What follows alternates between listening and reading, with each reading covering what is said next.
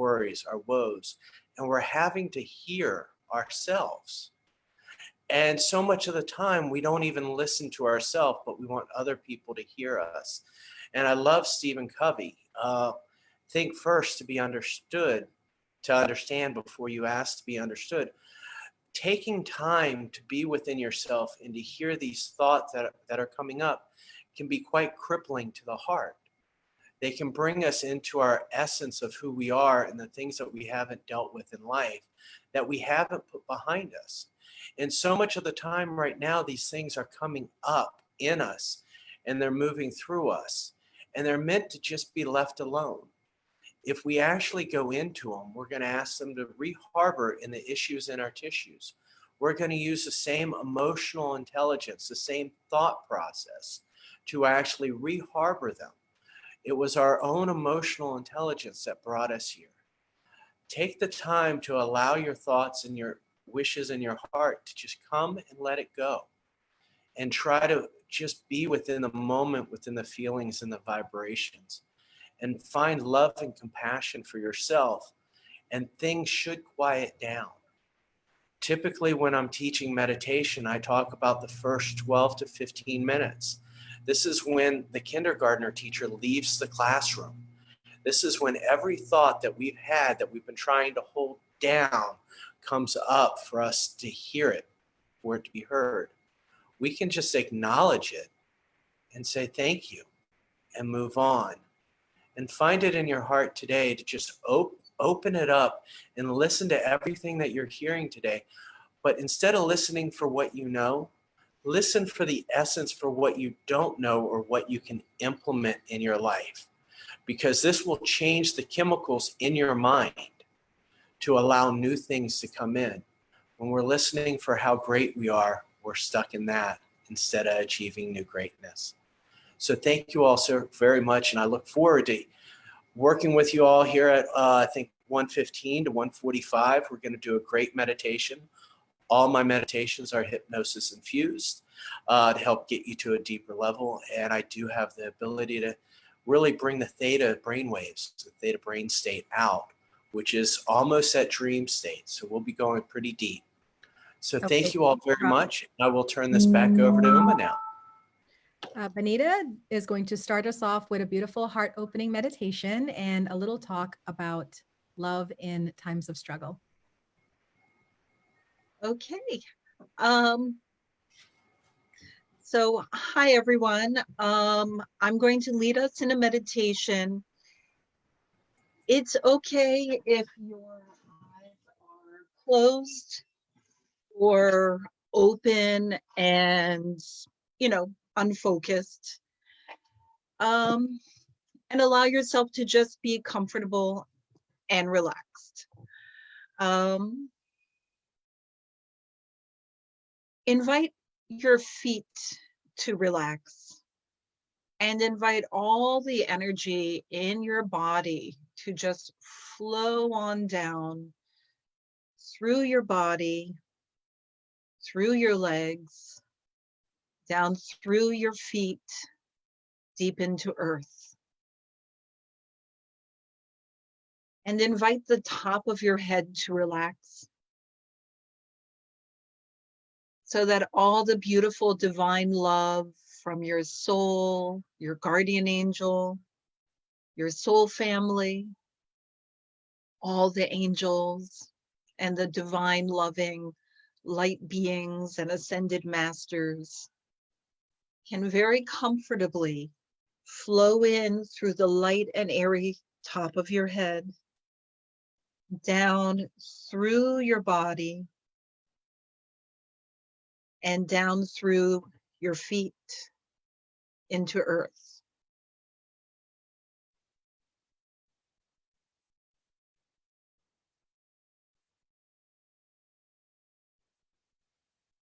And invite your body to breathe however it very comfortably and naturally wishes to do so.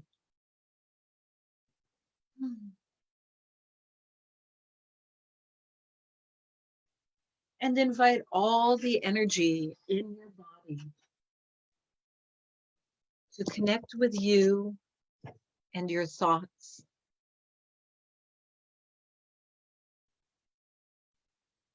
Invite your body to listen to your thoughts, as though every cell, every molecule, every atom in your body has the ability to stop, relax, and listen.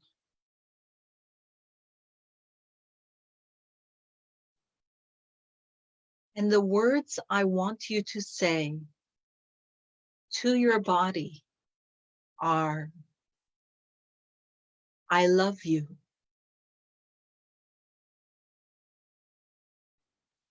Every cell and atom in your body has given its entire existence to take care of you, to be one with you. This is the ultimate state of love, to devote your entire existence to the health and caregiving of another being, to become one with another being.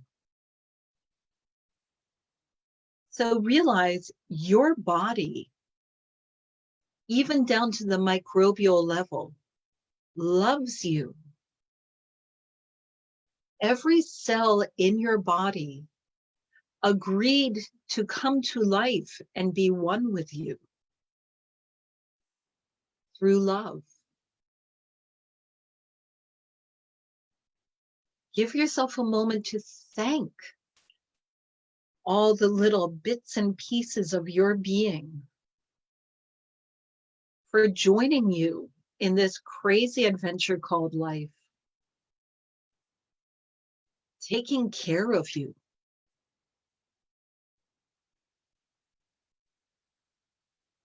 Sharing every experience you ever have with you, and sticking around for the next day through love, through caring.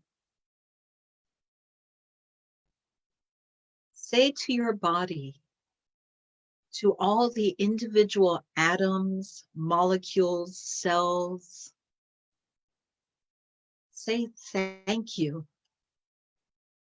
Thank you for being one with me. I love you. And as you say those words, invite that beautiful divine energy that is flowing down to you from your guides, your guardians, your soul, the angels, and flowing through your body to become filled with your love, as though you are whispering into the wind, I love you. And it is being carried with this wonderful angelic divine energy through your body. And every cell hears it. Every cell hears, I love you. Please feast upon this divine love. Feast upon my personal love. I love you. I thank you. I appreciate and value you. I am filled with gratitude for all the love and kindness that you have given me. And allow these words to flow through your body on the wings of the love of the divine, filling and flowing down through your legs, down through your feet, into earth, where our beloved Earth Mother receives all of this wonderful infused love and transforms it, multiplies it into full abundance of love, and then sends it out to fill our planet, so that all the roots of the trees and the plants and all the little worms going through the ground, all the crystals resonating with the frequency of earth can be filled with your love and the love of the divine.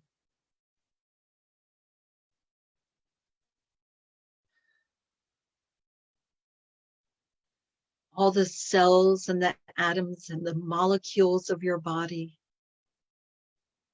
are filling and reverberating with this love, are harmonizing with the frequency of this beautiful abundance of total love.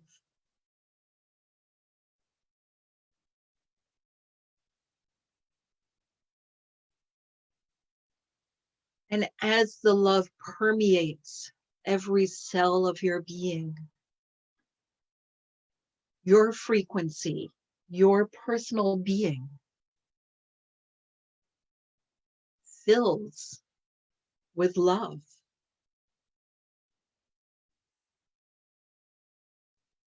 The love radiates from you.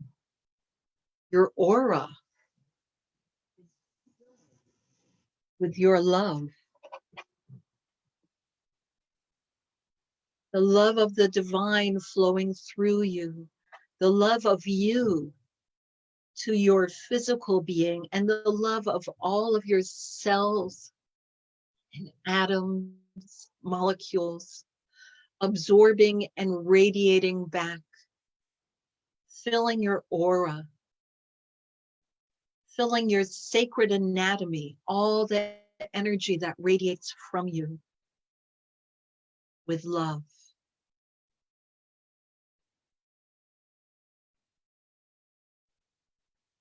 Allow this energy to flow in, radiate,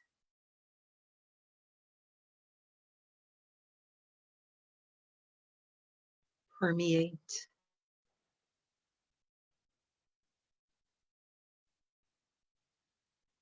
With every breath, you are pulling in love. The air around you is filling with love.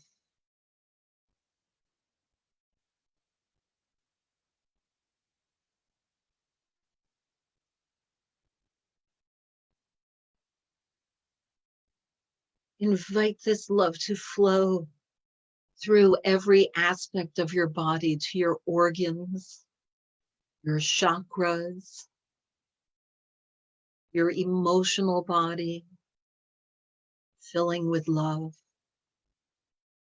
your physical body, filling with love, your visionary body, filling with love.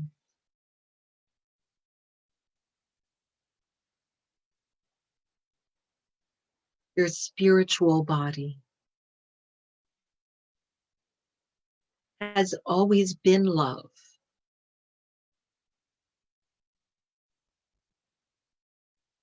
And is there receptive for all your other bodies to harmonize together in that beautiful frequency of love.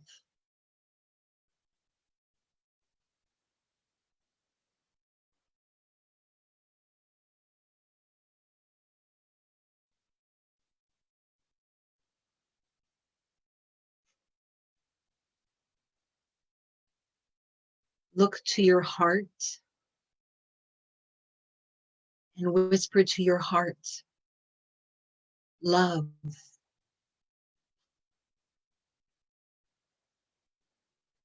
I love you.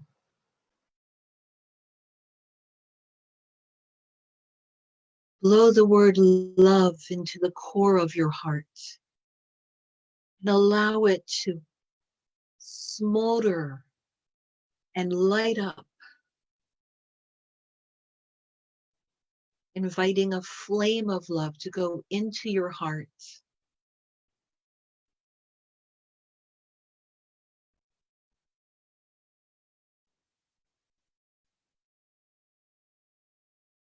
Anything in your heart below the frequency of love,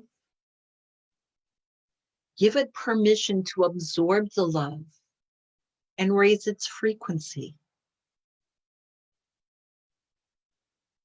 Love.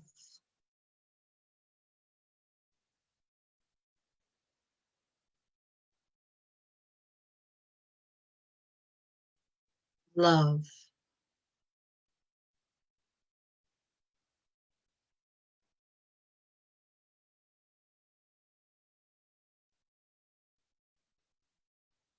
Every emotion we feel throughout our entire life is by our choice.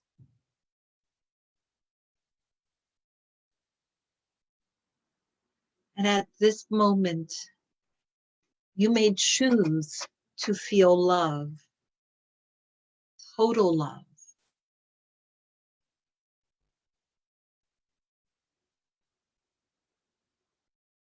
Other emotions have permission to come and go at other times, but for this moment,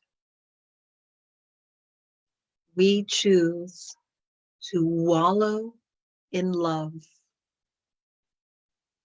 to invite love to permeate every aspect of our being, to flow through us and shine out from us.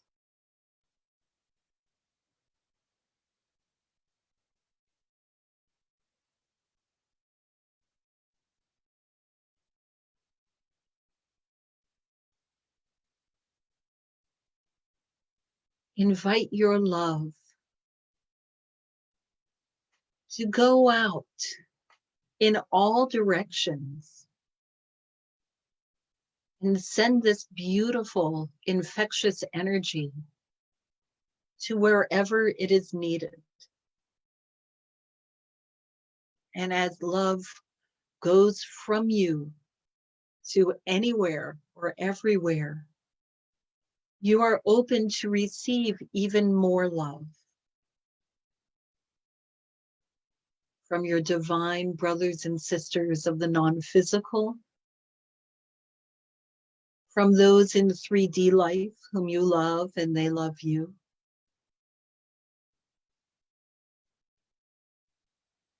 Now is the perfect moment to unconditionally and completely bathe yourself in total love.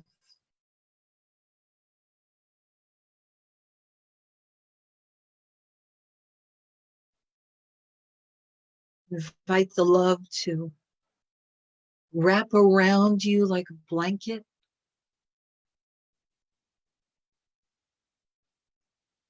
to fill your bones, to fill your eyeballs, so wherever you look, you will be seeing through the sight of love.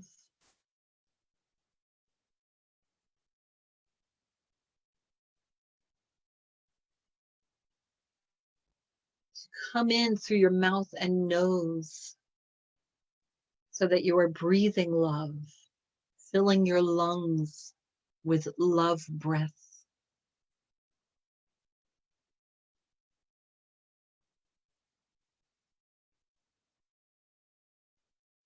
And as that oxygen mixes in and pumps into your heart, love and air get pumped all through your body. The breath of love flows through your veins and arteries, is delivered to all of your body.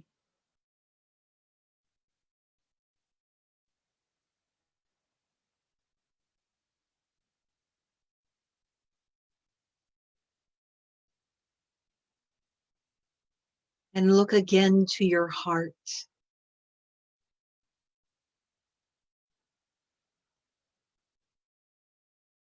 Say, I love you.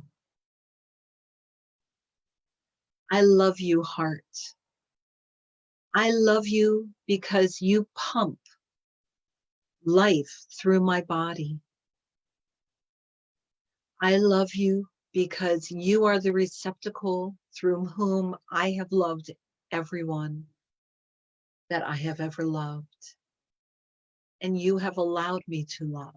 You have allowed me to receive love.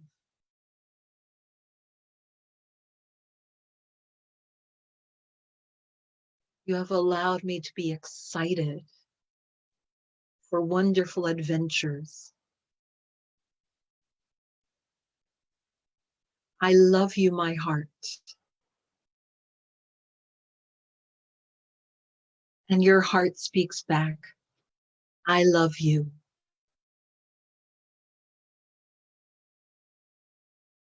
I love you with all my heart.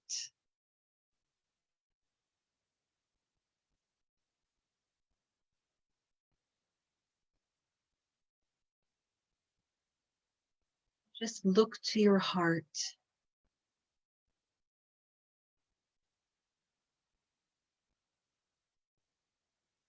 And invite the love to flow in.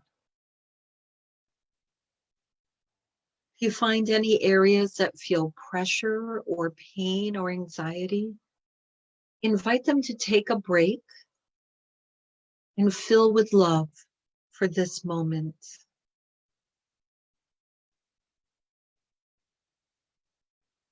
And invite the love to fill your entire chest, flowing out all in front of you like you are literally becoming a beacon of love.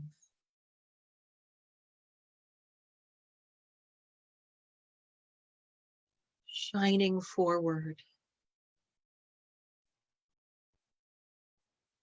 And invite the love to flow out behind you.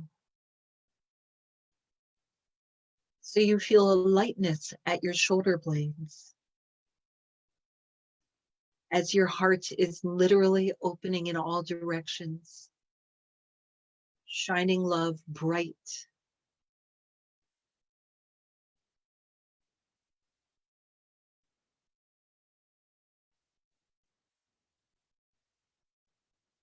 Invite your heart to open up and send the love light down through your body to earth. So that Gaia, our physical planet, all the nature magic can absorb your love. And send theirs back up. The fairies, Sasquatch, the interdimensional gardens, all of them, the animal spirit guides,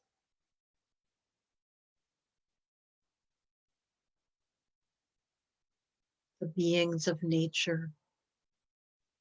Send their love back up through your body to your heart.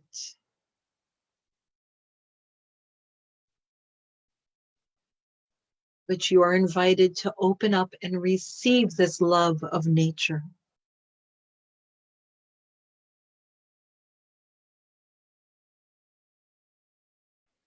And invite your heart to open up upwards, flowing up through your throat, through your mouth, your third eye, your crown chakra, back up to all of your wonderful, loving guides, back to your soul, who has been looking out for you, watching over you, helping you through your whole life.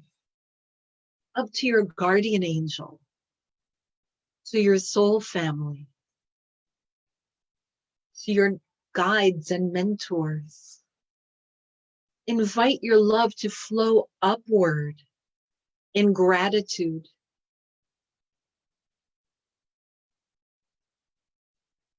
With a thank you. Thank you for looking out for me my whole life and for loving me for eternity. I love you too. And invite all of your wonderful, non-physical friends and loved ones to receive and absorb your love.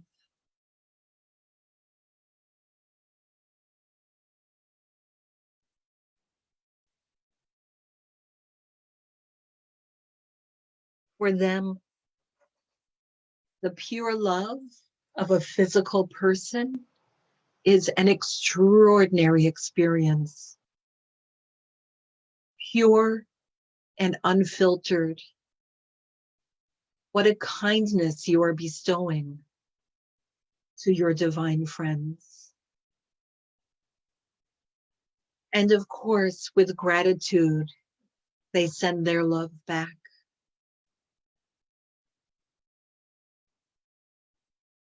Give yourself a moment to feel all this love flowing to you, from you, to you, within you.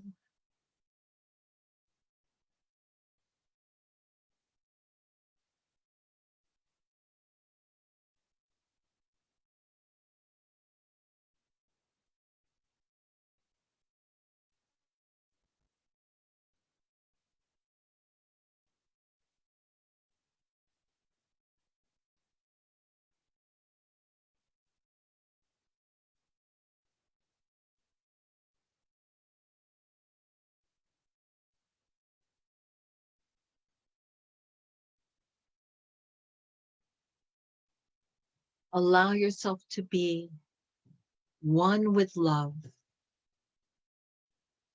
And allow love to be one with you.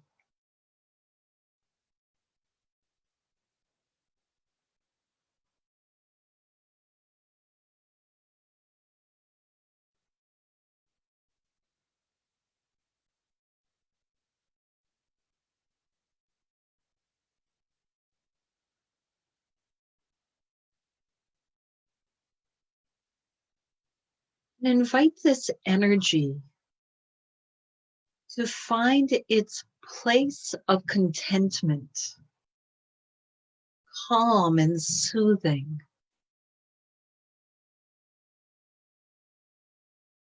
flowing through you into earth. And invite earth to take your energy. Let it hold space and support you, so that as we go forward with today's journey, you may feel grounded, supported, loved, loving. You may feel one with our beautiful nature planet, and allow all the magic of nature to support you so that you feel good and wholesome.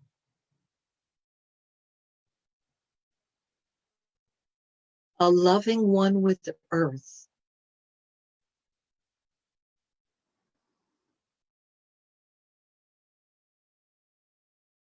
Loved by earth. Loving to earth. Just think how healing this is for our planet to receive your beautiful, pure love.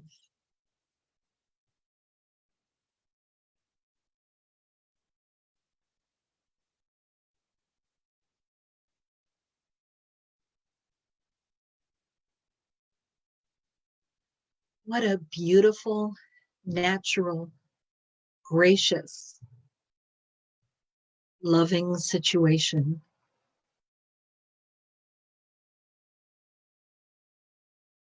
One with love, one with self, one with earth, one with magic, nature magic.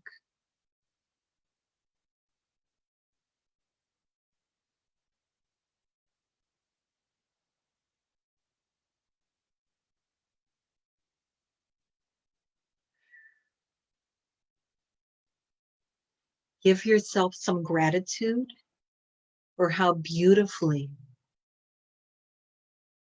you have connected with love.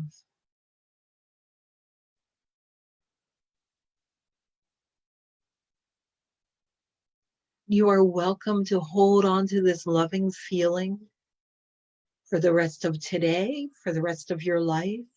You may return to this, reconnect whenever you wish.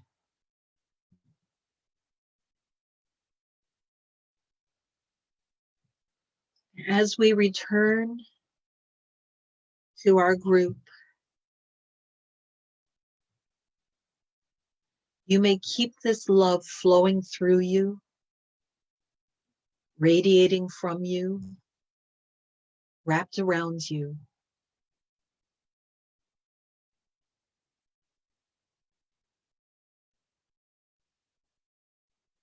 Now, give yourself a moment to stretch a little bit. And also bring your conscious awareness back to our symposium so that you may absorb wonderful information as you go forward with your day of love, self-appreciation.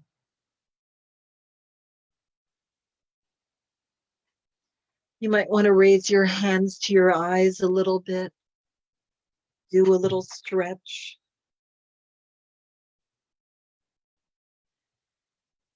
And I welcome you back.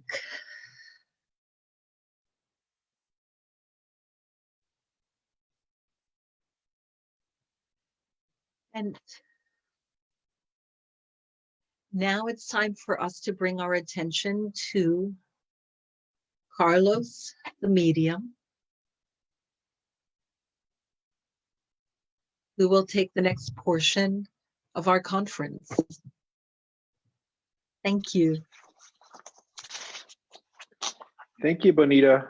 Thank you for such a uplifting and beautiful meditation that permeated our hearts and bonded them together and raised the vibration and the consciousness.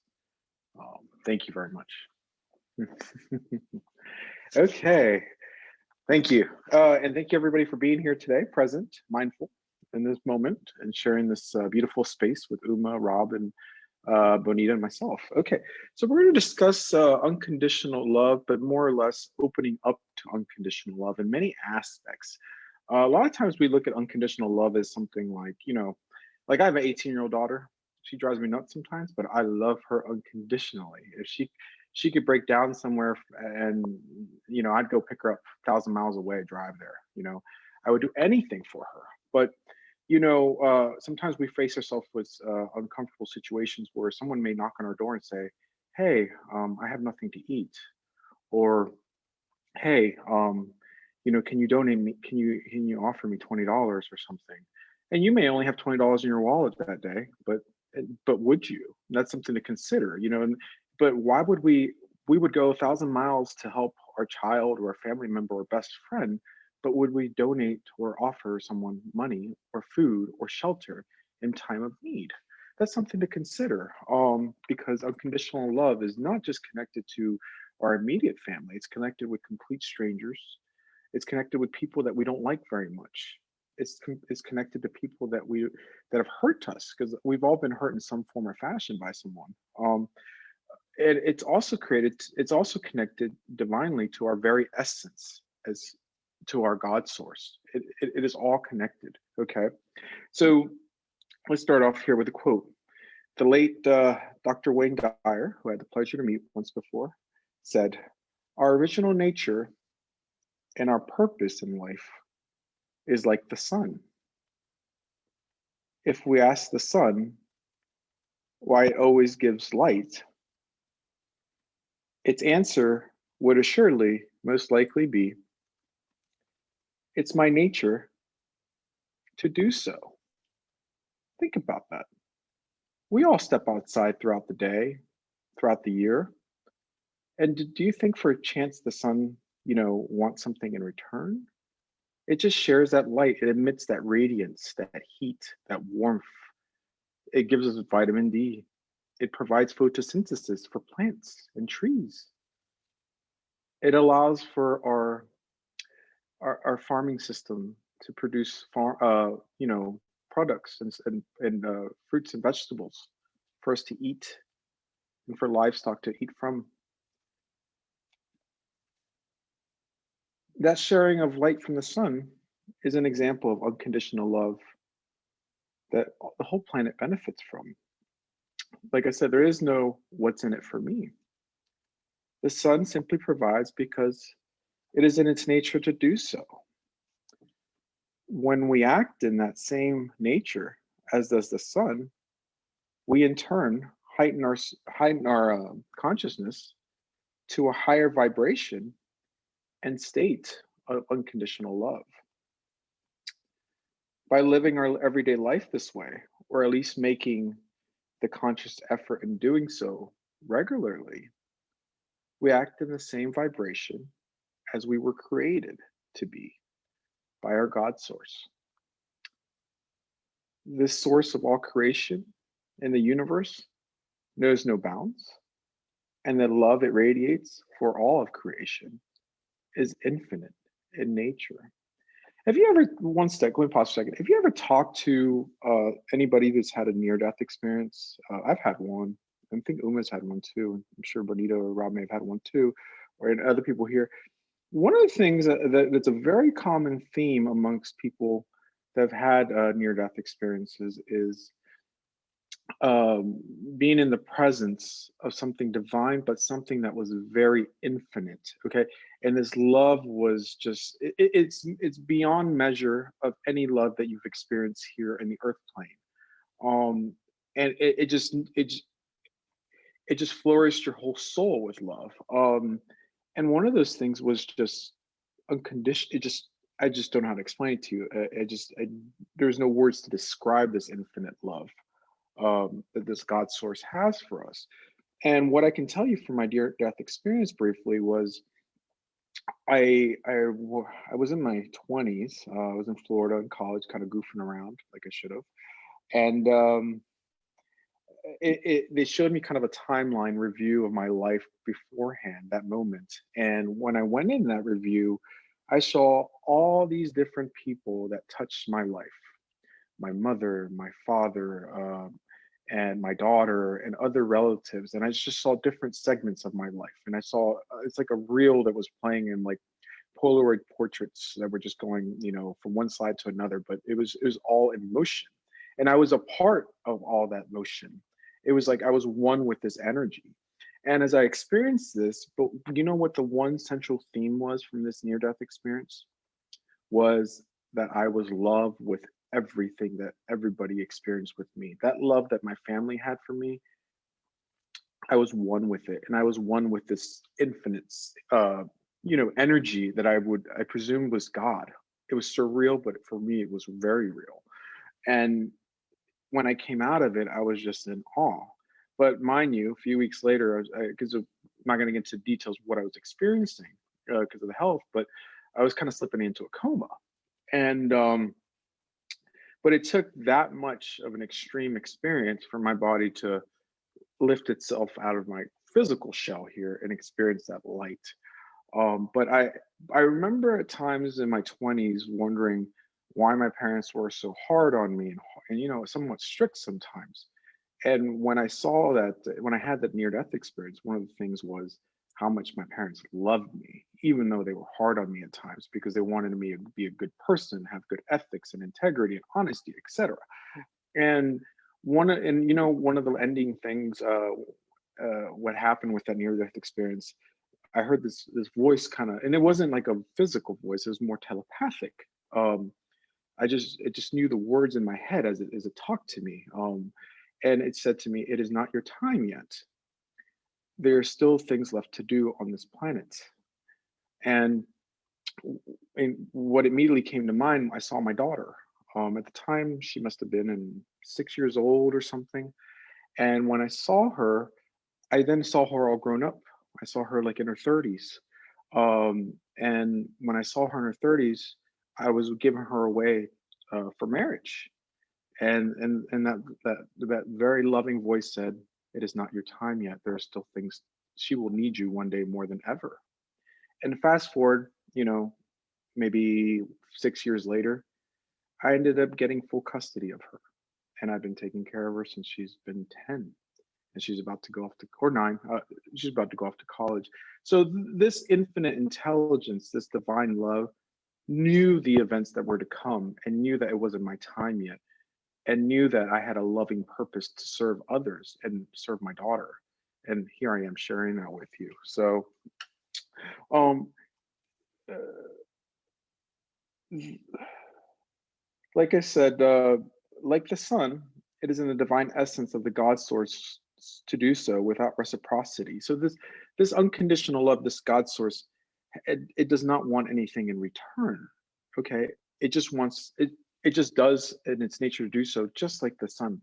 But I would say it is one with the sun, and is infinite in all things, and it is one with ourselves. The great poet Hafiz once said, "Even after all this time, the sun never says to the earth, 'You owe me.'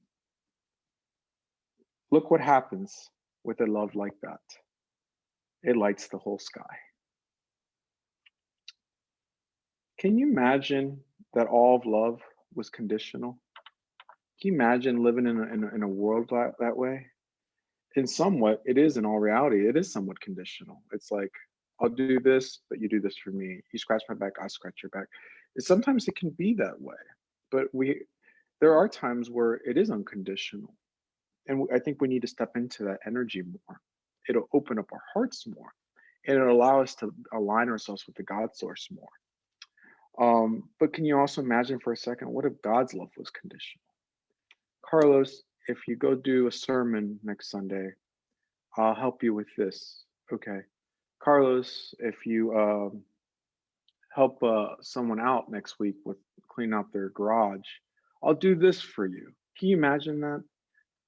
I couldn't. For me, it's impossible based on my life experiences, based on my talks and with other light workers, and based on my experience as a medium in the community, and from what I know from spirit, I just find that impossible. But I find that God is very infinite in nature, and that love is infinite. Um, we we also need to open up and augment our hearts to practicing unconditional love. We in turn receive that same energy back. Because remember, energy is energy. I always strive to teach that to students in mediumship. Energy is energy. Um, when we receive that energy back, this is provided by one of God's immutable natural laws, and that is to mindfully always present to our thoughts, actions, and decisions. Remember, thoughts have matter. And that natural law is the law of attraction. It is constantly present, always present. It is present on your way to work. It is present on what you're trying to manifest for the year. It is present in your relationships, your career, your finances, your health. It is present in everything. So remember, put love into everything you do. The law of attraction, like attracts like. But remember, we do not attract what we want. We attract who we are within. Okay, why is that important? Because if we are love within, then we will attract love from other areas in our life.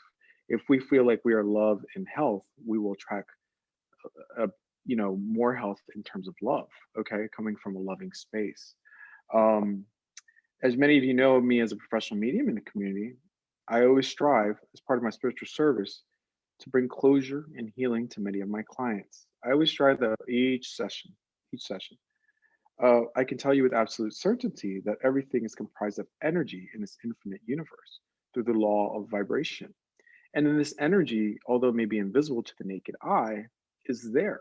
It may be metaphysical, but it's still there. And that energy that vibrates at all levels is love. It is love. As a medium, when I connect, I'm connecting with a higher vibration, and I'm connecting with a higher light. And that higher light and vibration encompasses love. That's essentially what the spirit world is. It is pure unconditional love, because that is what stems from the God source. It's pure unconditional love as well. With all this said, though, when we open ourselves up to expressing love without humanistic filters and expectations, we are in turn being of service to others. And that is one of our main purposes here on earth, in this life, in this experience, is to be of service, to serve. And this service does not go unnoticed by the universe. I always tell people the universe is the greatest timekeeper. It logs every action, every thought, every decision that we make, good or bad. And I feel in my own heart that there's no judgment. There's always just growth. There's always growth. As time goes by and we align ourselves with this ever-giving God source, the universe will silently say through divine action, how may we serve you? So the more we serve, the more we radiate unconditional love, the more we have service to others. Expect that through the law of attraction, but just it's a natural course of action, natural divine flow of things. The universe will say silently to you, how may we serve you? How may we be of service to you now? Because the God source and the universe are divinely in sync with unconditional love and service to all of creation. It knows no boundaries, no barriers. It does not pick a certain region. It does not pick a certain ethnicity, race, color, religion. It is universal in nature.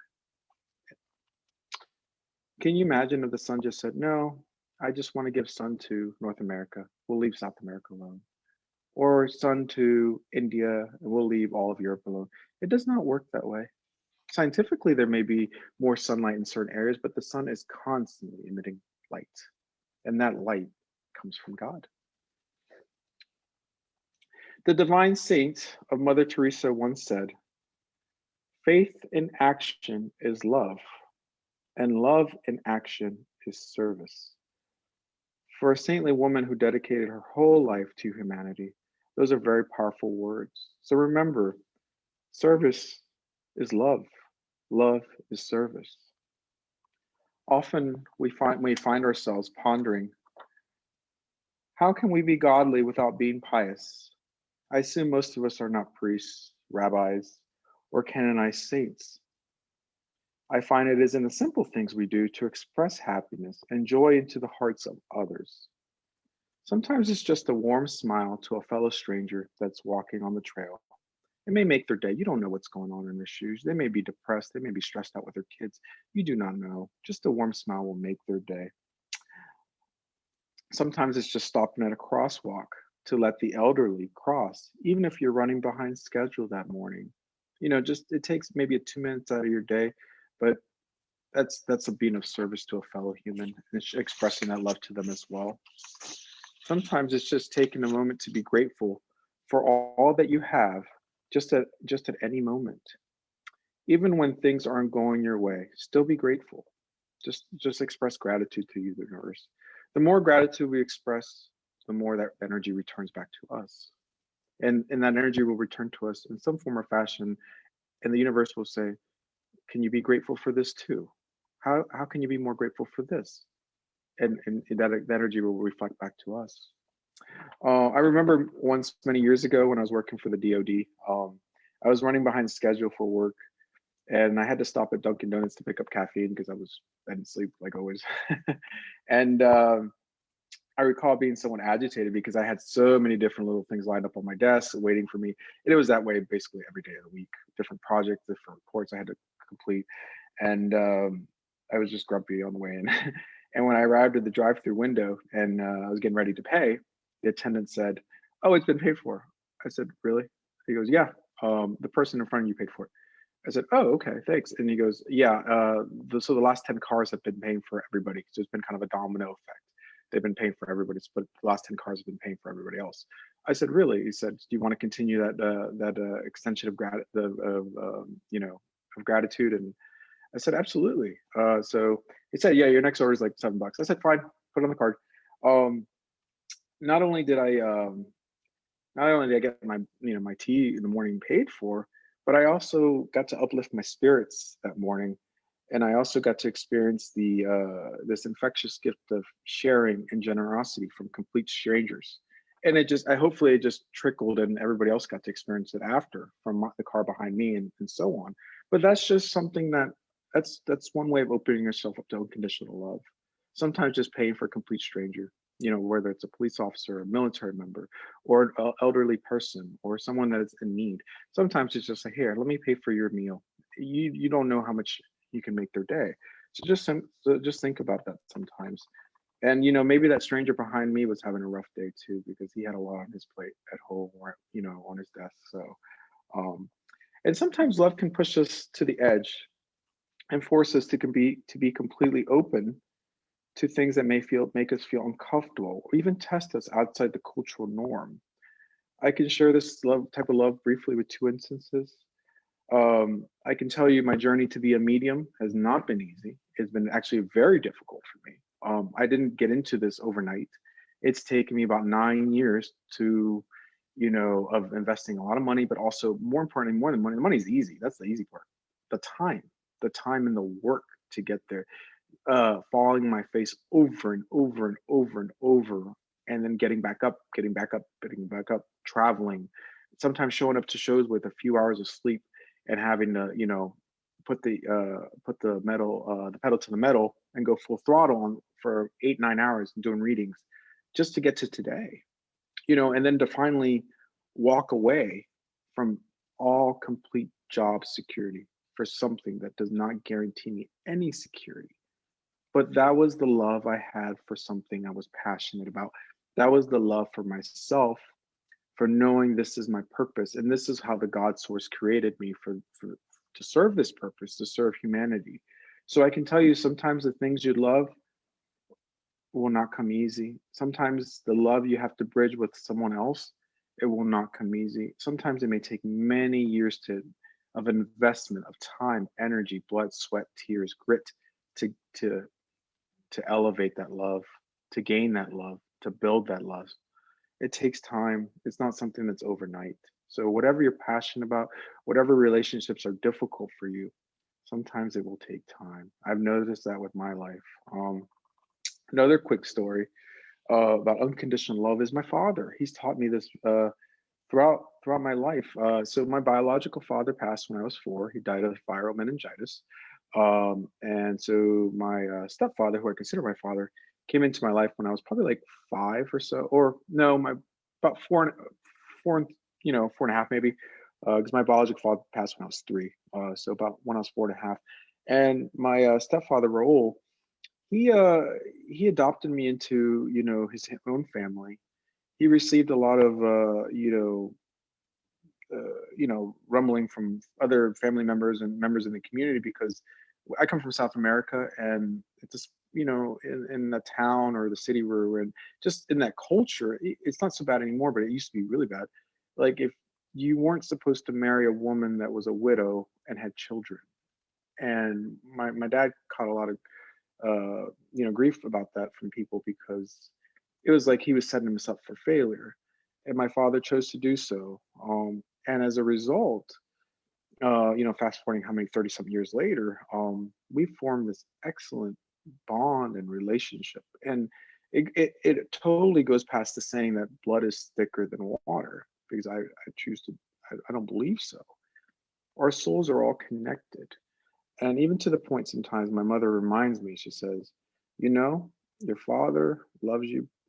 Your father even loves you more than your own 2 brothers. And those are 100% his blood. And that's a very powerful expression of love, when your own father, who's not your full blood at all, loves you more than his own 2 sons. So just know that we can love other people. And that's taught me to empathize with a lot of people from all walks of life, to have empathy and have compassion, to understand where they may be coming from a place of fear, from a place of difficulty, from a place of shortage in their lives. And just something else to touch on, we also don't need to always hug someone else or tell them that we love them to express our affection we have for another. Love should always come, you should always love yourself first too, because self-love is just as important as love for, family member, as it is love for your pets, as it is for love for God. I always find that with clients as people say, well, I'm ready for a relationship, this and that, and I'm like, that's great.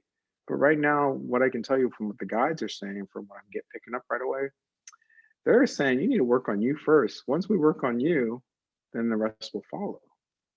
How can you be expressing and showing love for your families, friends, and others, but you don't practice self-love for yourself? Love must always start within. Remember, the God source and that divine spark is our true essence of our souls. Our spiritual DNA encompasses purely love. To love yourself means to have a gentle acceptance, self-respect, and positive image as you are, and to come to terms with those aspects of yourself that you cannot change. It is not to be confused with an extreme self-love that consists of egoism and narcissism. Self-acceptance is one major aspect that comprises self-love. It is finding the perfection within the differences that yourself or others have made you aware exists. It is honoring your true authentic self and letting go of who we think we are supposed to be and embracing who we are.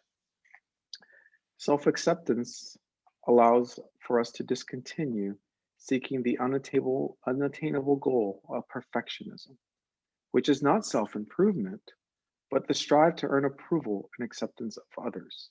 And I've strived to do that as well. So I can tell you, I've been very guilty of it in many chapters in my life.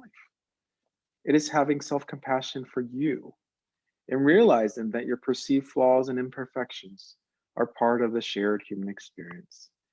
The great spiritual author Louis Hay said, as I love and accept myself exactly as I am, right here, right now, with all my so-called flaws and imperfections, I find it easier to accept others in the same way.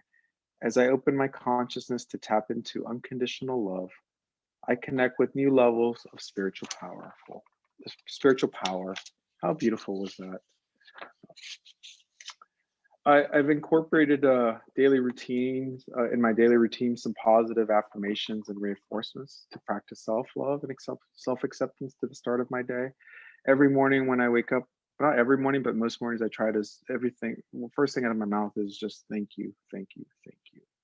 Even when I'm not feeling well, mentally or in my body, even when it's a rough week, I try to just say thank you, thank you, thank you. When I pray every morning, I express gratitude to all the lessons that I've learned in this life, for the family members, for my friends, for everything that's in my life, the good and sometimes the difficult. For the difficult, I grow. And sometimes I may even give myself a hug in the mirror and just say, I love you, Carlos. I really love you. It may sound odd and just peculiar behavior, but I need it for myself sometimes, just to appreciate my own self. Because if I can't appreciate myself, I can't appreciate you. I can't appreciate a partner in life one day. I can't appreciate my daughter. Dr. Kristen Neff, a researcher and professor at the University of Texas at Austin, found that those who scored high on tests of self-compassion have less anxiety and depression. These people also tend to be happier and more optimistic. Preliminary data even suggests that self-compassion for who we are influence how much we eat. So there's a lot of research on having love for ourselves and how that makes us better people. And one of the things she suggested is meditation. She also suggesting listing your best traits and worst traits, and listing steps that you might take to make you feel better about yourself, because we're here to grow. Remember, this is one massive schoolhouse, and we're all students, all of us. And she recommended positive mantras. So just anything you can do to uplift your spirit on a regular basis will help. You remember, with balance comes harmony, and with harmony comes peace. The body, mind, and spirit is balanced and aligns itself with the God source. The way life was created and intended to be is the way our infinite source and intended it to be. In all the sacred religion texts, there's always one central theme, and it is love. Sometimes you just have to look outside your own bubble to see that it is everywhere. No one tree is alike, nor are the leaves that fall from that tree. No human is alike. Even identical twins have their own personalities. That is the beauty of life, but more importantly, the unconditional love the God source has for all of life. This includes our very selves. So if this God source, all it knows is love, then all we know is love. So then when we have love for ourselves, love for our neighbors, and love for our God source. That's scripture right there in the Holy Bible too. Mark chapter 12, verses 28 through 31.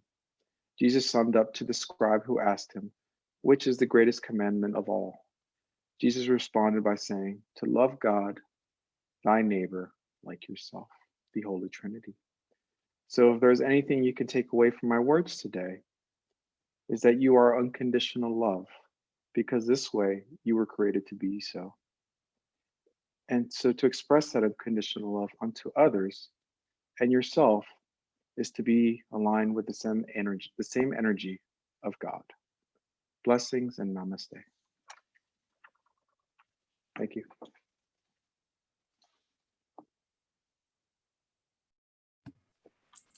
Oh, wow. Thank you, Carlos. That was a lot. That was a lot of really great information. And Benita, thank you very much for that meditation to start us off. You know, I hope that you all are really enjoying this. Uma's coming up after me, and today is really about our hearts. We really wanted to come out to you all with our hearts and to invite you all to open up your hearts with us. We've all kind of been confined. We've all been left with ourselves. Many people have really been left in their house alone, by themselves. Some have gone to the hospital by themselves. And how much does our heart hurt for them? And how much does their heart hurt for themselves? And the lack of being able to be there with our loved ones, or to run over to their house and give them a hug and to be with them. Where are we all at today? And where are we going to be at 3 months from now and 6 months from now? How many of you have taken this time to really find and lay out your path for the future, for what is going to be your future? Have you taken the time to work out at your house, or to plan out what your new career is, what your next love will be? Where are you today within your heart, within unconditional love? And as Carlos brought up, frequency and vibrations within the natural laws or the hermetic laws, you know, moving into 528 ohm. A lot of us have heard about 528 ohm. That is the frequency that we have figured out is unconditional love. It is agape. How can we resonate that within our heart if we're still holding angst and anxiety about other people and about ourselves? How can we move into unconditional love if we're still held up with our past? You know, it is said by one of my professors, we are all the sum accumulation of everything that we have learned in life that has created structure and balance and safety.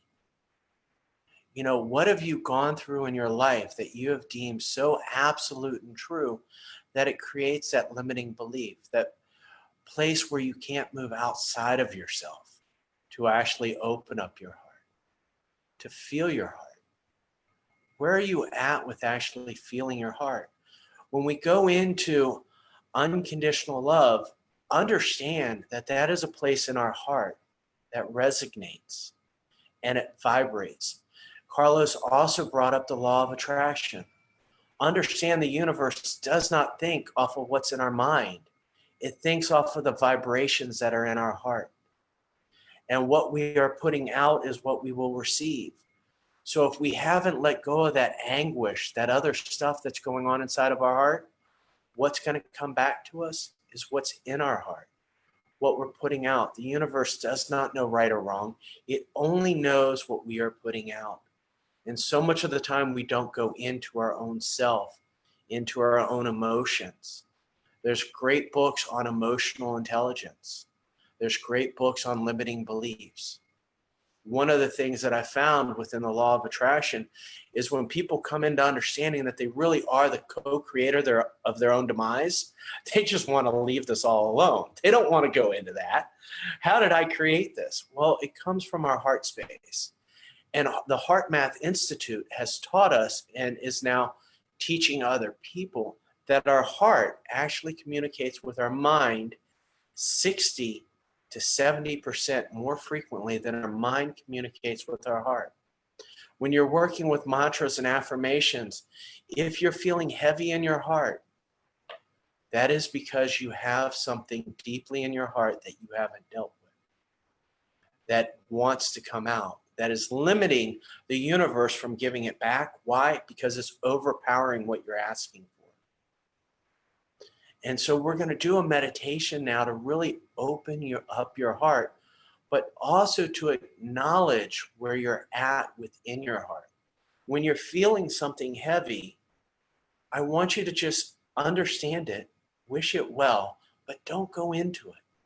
The universe wants to lift it out of your heart space and let you move on to see life with new rose-colored glasses. You know, it is our perspective of the truth that creates the truth. We could be 100% wrong, but if we deem it's right, then it is. But one of the things that I've said for a long time is when you see what's constant, you will find the truth. The truth will always remain constant. The opposite of that is the definition of insanity. Doing the same thing over and over again and expecting a different result. So we want to come in and see what's going on inside of our life and outside of our life. When we see things duplicating over and over again, understand that is the frequency that is within your heart. Remember the core wounds: unworthy, unlovable. Do they resonate with you? So take a moment and just move around for a second. Feel the energy of yourself as we get ready to do another beautiful meditation. Just feel that energy, that love, that joy that Carlos and Benita have really put into this lovely group. And we're so happy that you all are here today. And I'm going to go ahead and I'm going to play just a little bit of music to go along in the background. And I normally have a complete setup, but my other computer died right before this. So can you give me a thumbs up on whether or not you can hear the music and if the level is good? Level is, turn it down, Rachel, or turn it up? Up, okay. Yeah, when you talk, I hear nothing. Okay. There you go. How's that? Okay. So take a minute and just go into yourself. Go into your breath. Find that last place of joy, of happiness that you experienced. Remember that. And put it into your third eye, your mind's eye, your perfect imagination. Remember that moment. And move into your heart. And feel if your heart feels heavy or light. If this was a joyful moment, it would feel light, as if it were wanting to move up and out your throat. This is part of heart coherency and the quadrants of understanding we want to be in a light place where we feel like we're lifting up. And go into your breath, creating that balance, that tempo of breathing in through your nose, all the way down to your belly. Feeling your belly expand, holding it, and gently releasing it. There you go. Breathe in, all the way down to your belly. Feeling your belly expand, hold it,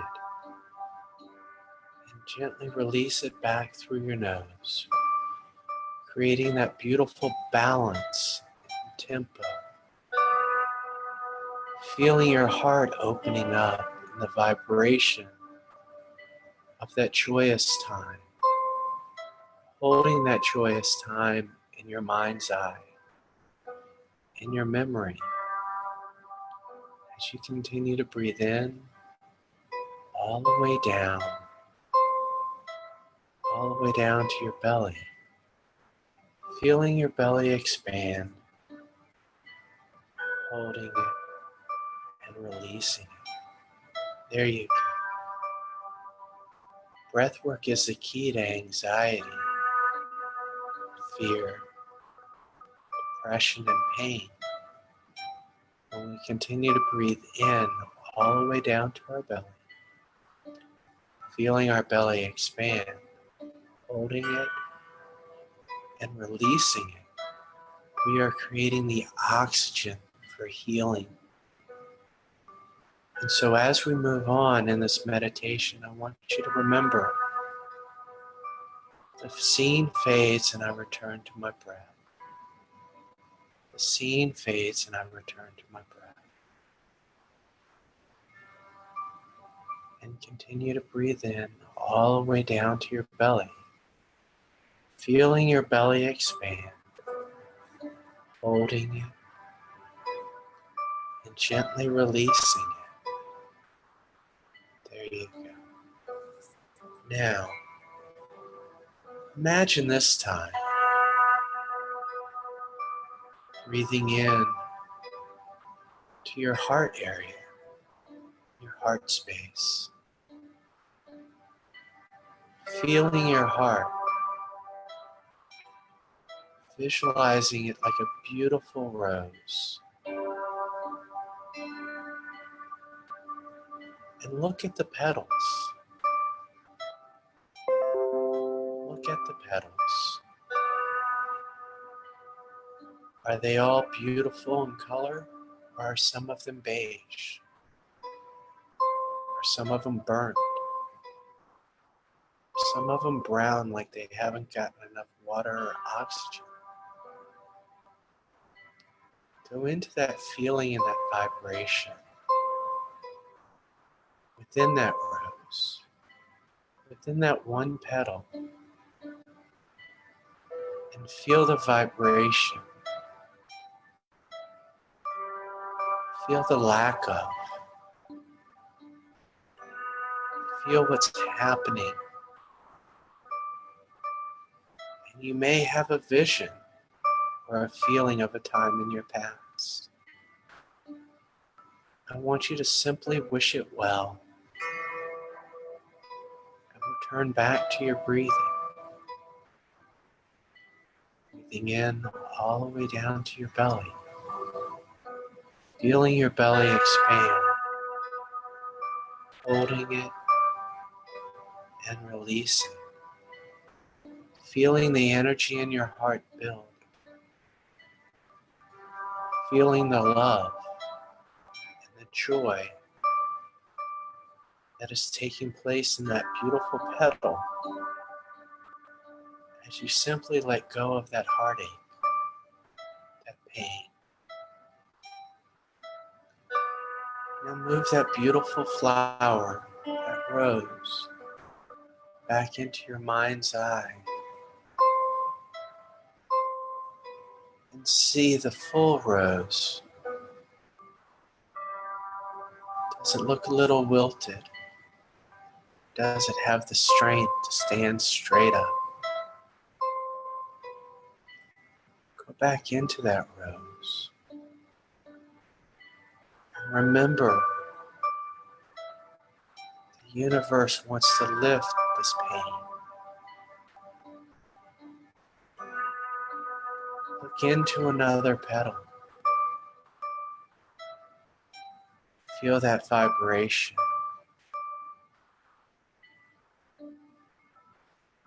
Feel whether it's holding you back. Does it feel like an anchor? Did a memory or a thought come into your mind of how you could have reacted or acted in a situation different without this heartache? Send love to that petal for the character that it created. Send compassion to that petal.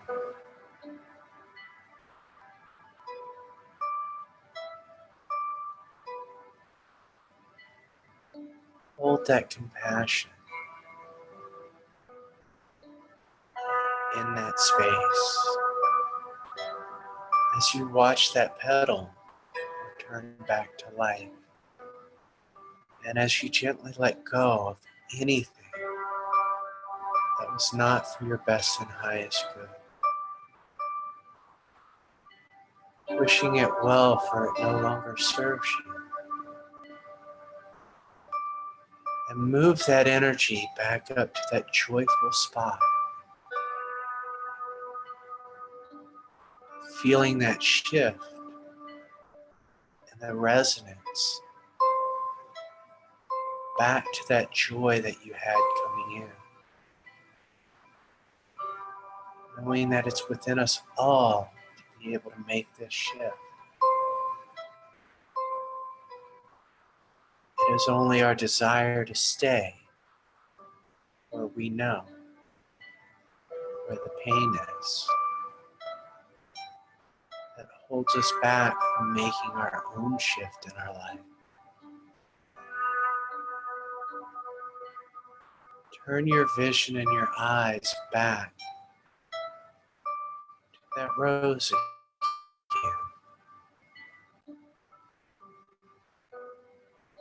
Visualize. Is it becoming stronger? Is there still a place of hurt, of not feeling good? Move back into that place and feel that frequency and that vibration.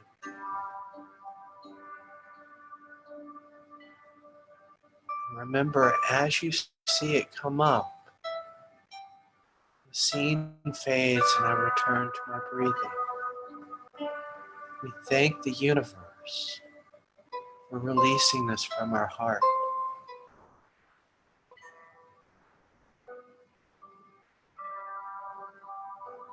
And we watch in our mind's eye this beautiful petal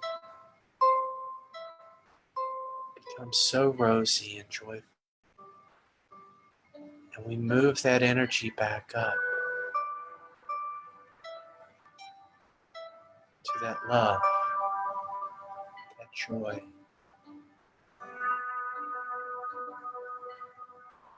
We find our place in a place of joy. And now imagine a loved one or a pet that you have nothing but unconditional love for. Imagine that connection with them. And as you breathe in, you're breathing in this beautiful light of energy and of unconditional love. And this time we bring it down to our heart space, filling up our heart with this unconditional love, these feelings of agape and joy and compassion for that loved one, that pet. And as you exhale, send a beautiful heart link, sending your heart to them. See it in your mind's eye. Feel it in your heart as you connect back with them. Sending them this beautiful love, this joy, agape. Feeling that connection. And notice as you breathe in, they're sending it back to you. And as you breathe back into your heart, you see a beautiful light appear in your heart space, getting brighter and brighter, brighter and brighter as you share and receive this unconditional love.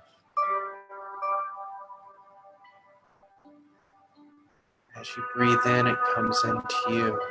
As you breathe out, it moves so softly into their heart. And your heart gets whiter and whiter, brighter and brighter.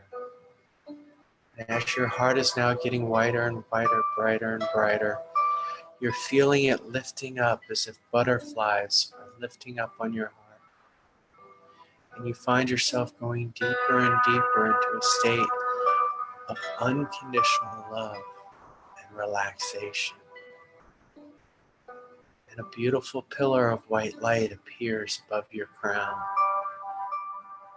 And your heart is getting lighter and lighter, brighter and brighter. And this white light suddenly encompasses your whole body as a beautiful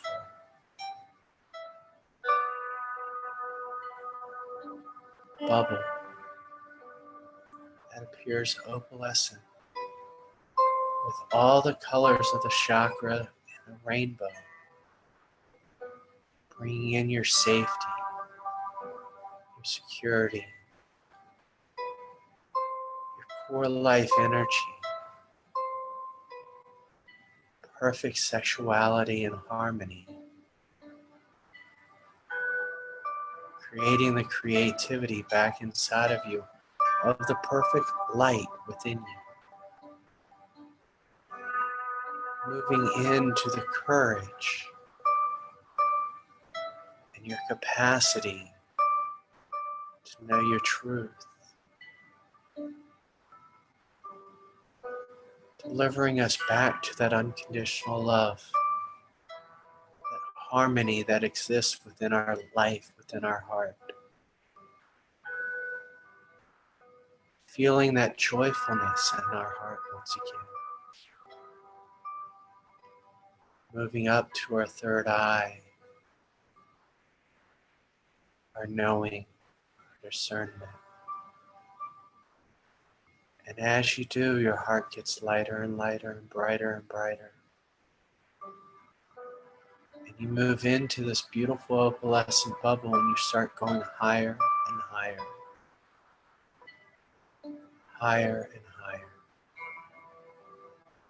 Moving through all space and time. Going higher and higher, getting lighter and lighter.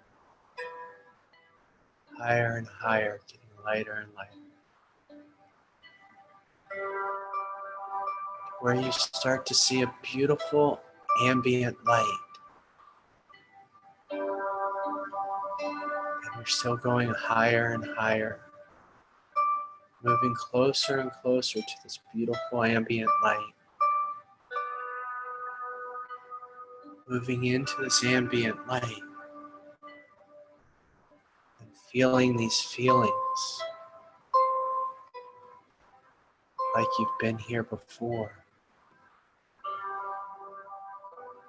A feeling of acceptance and joy. A feeling of coming home. A knowing and an awareness of your heart and your soul radiates in this beautiful ambient light. And this ambient light moves down through that beautiful pillar of white light as you watch it move down, as you stay in this beautiful place. It moves through your crown and your third eye, past your throat and into your heart. And Creator of all that is delivering this beautiful ambient white light into your heart for beautiful healing, acceptance, and acknowledgement of your essence of who you are.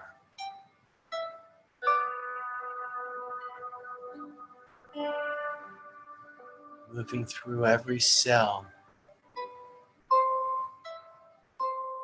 in your body, every organism, and all your tissues.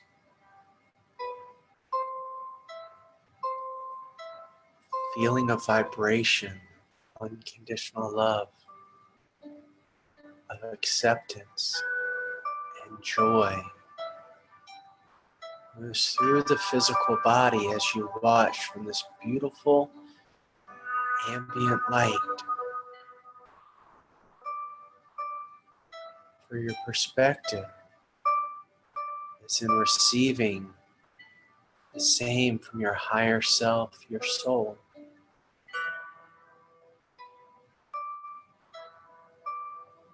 As your body is cleansed and cleared of all frequency and vibration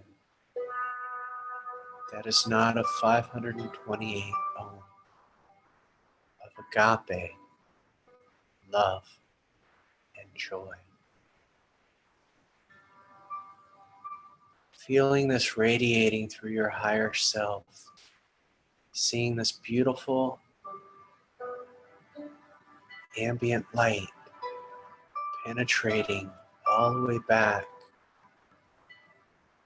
finding the awareness and the acceptance of love, the feelings of being good enough, feelings of acceptance coming from spirit through your soul, your higher self. As you find yourself floating in this beautiful opalescent bubble, carrying this energy down, floating as gentle as an autumn leaf, gently rocking with the wind and floating down further and further, floating down that beautiful pillar of white light, feeling excitement for the acceptance and the love that you're bringing back to your physical body, floating down like that beautiful autumn leaf, down a beautiful pillar of white light, where you're floating on top of your head, floating. And as you become more aware of your breath, you become more aware of your physical body, and you move back into your body and realize that you're still connected to that loved one or pet through your heart and your breath.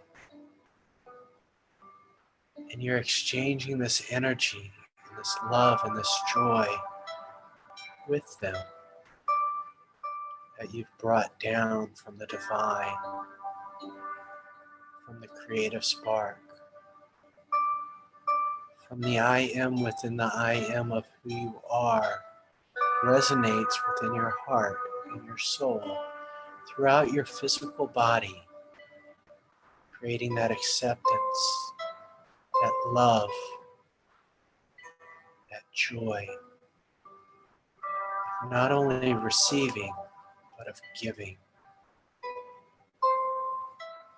Feeling this frequency and that love in your heart,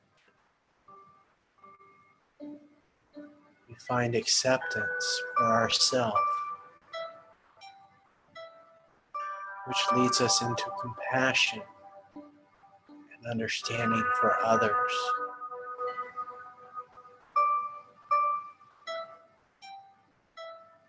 Feeling the love and the joy in our hearts, the connections of our soul. We become more aware of our breathing and of everybody that's joined us today within this consciousness, within this lapse of time. Feeling connected to everybody that's here, for they're connected to you. And we find this acceptance in our own joy and delivering back out to everyone acceptance and love for them on all levels. And notice the frequency and the love in our heart has grown. And the joy for ourselves has grown. We become so much more aware of our breathing and of our hearts and of ourselves, acknowledging the God spark within us all, the joy in our hearts. And we breathe in through our nose, all the way down to our belly. Feeling our belly expand, coming back into the present moment. Exhaling everything that's not for our best and highest good. Feeling this love and this joy. Paying attention to our breath. And gently coming back to this time and place of happiness and joy. By opening our eyes and accepting ourselves and all those around us with love. Feel your toes and your feet. Feel your shoulders and your neck. Feel your heart and roll your shoulders around. And come on back to us when you're ready. Thank you all so very much for going on this journey with me and with everyone around us. Thank you for your acceptance of the I am within you and the I am with everyone around you. May your own God spark be with you for the rest of today. And I now yield the floor to the wonderful, incredible Uma.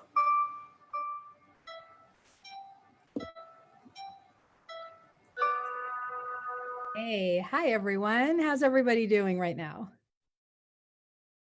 Doing well? Rachel, I'm watching the comments.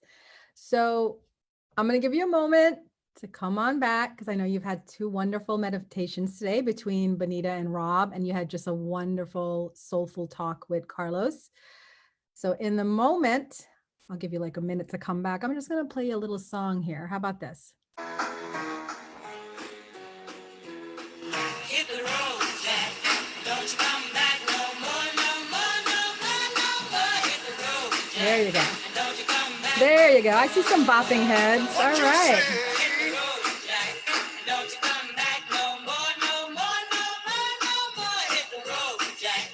Don't you come back no more. Let's bring the energy up. Oh, woman, don't treat me so mean. You're the meanest old woman that I've ever seen. That's right. Bop a little bit. Feels good to bop. I'll have to pack my things and go. That's right, hit the road, Jack.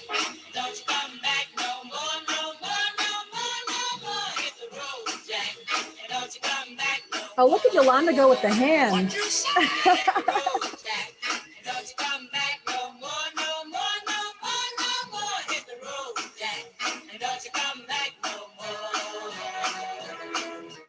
Well, I wanted to start with that because I feel that sometimes we have to do exactly that. We have to tell people to just hit the road, right? In effort to show love to ourselves and to honor who we are, sometimes we have to just put a box on other people's expectations and desires out of us. Does that make sense? And by the way, I'm a very interactive speaker, so type away in the chat box. I got my eyes on it, and I'll be checking in with you. You know, when I was a little girl and I was growing up, one of my favorite stories, because we all have like you have your fairy tale stories that you identify with. And real quick, I'd like to see some people write in there. I wonder if we have the same fairy tale story that we identify with, but write in the chat box what your favorite fairy tale story is that you identified with growing up. I had a fairy tale story that I identified with so hard because of the similarities it had to my life. And it stayed with me for a very long time to the point where I can actually release the energy of that fairy tale story because it no longer applies. Oh, Bonita said the little goose girl. You're very close to mine, Bonita. Cinderella, I love it. Lots of Cinderellas here. Rapunzel and Cinderella. Well, Oh, the Sound of Music. I can't even tell you enough about that. And Aladdin.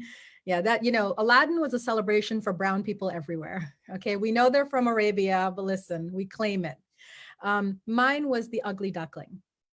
It was. Do you guys remember that? The Ugly Duckling, there was like a little ugly thing, and then it grew up to be this big, beautiful thing. And I identified with that because where I grew up, it's a beautiful country, Guyana, South America. Where I grew up was just a different lifestyle for me. You guys think I'm pretty, right? Some of you might think I'm kind of beautiful. Some of you might even say I'm hot. But I'll tell you what, growing up in Guyana, I was none of those things. I was actually quite average. In fact, I was so average that guys used to friend me to date my friends. I kid you not. I was the girl that everybody would go to because my friends were hot. And when I grew up, I just assumed that's who I was. I was kind of like, you could take it or leave it. Uma's over there and she's all right. I do well for myself, but I never thought myself as beautiful. Do you know when I thought that I was beautiful? When I moved to America at 18 years old. So imagine I went through 18 years of my life believing that I was not good looking, I was not attractive, that I had a really good brain, but that was all I had to bring to the table. Come to America, different story. Why?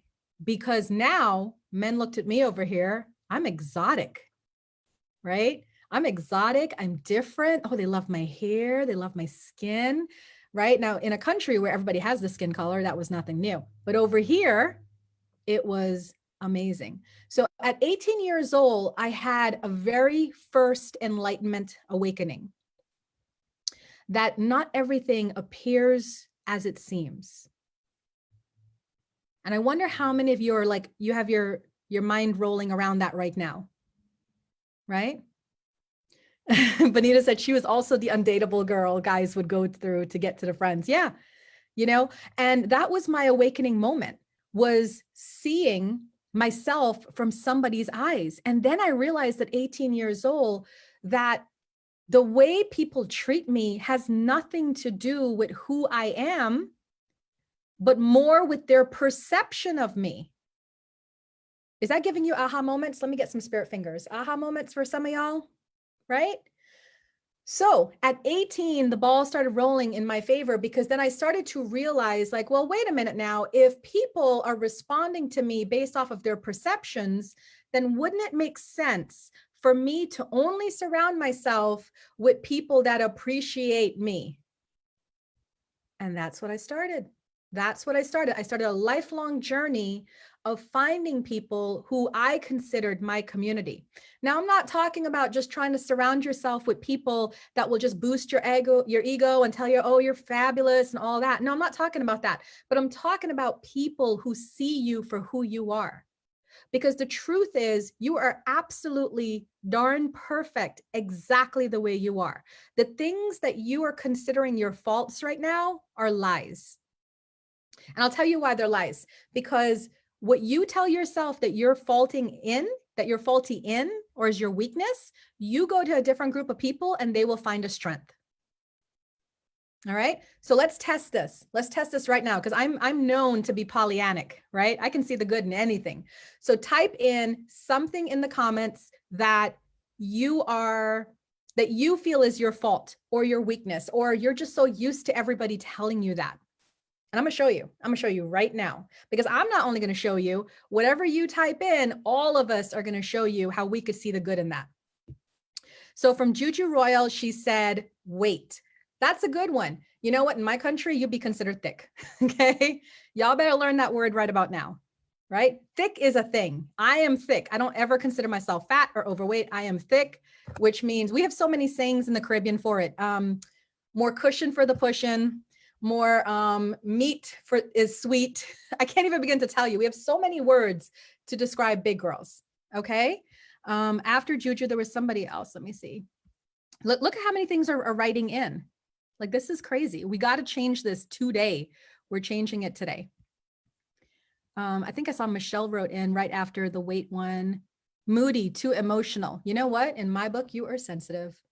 You are ultra sensitive. You are a darn sensitive light worker, right? So you got to own what it is that people tell you that is your wrong and your fault. I grew up for the longest time believing, well, aside from the ugly girl and the normal girl, I actually grew up believing that I was bipolar, right? Because I had, like Michelle, very much a lot of moodiness, a lot of mood swings.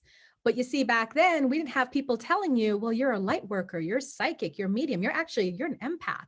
You're picking up on the emotions of other people and mirroring them. We didn't have that. No, we had, you're too emotional, you're too much drama. Wherever you go, drama follows, right?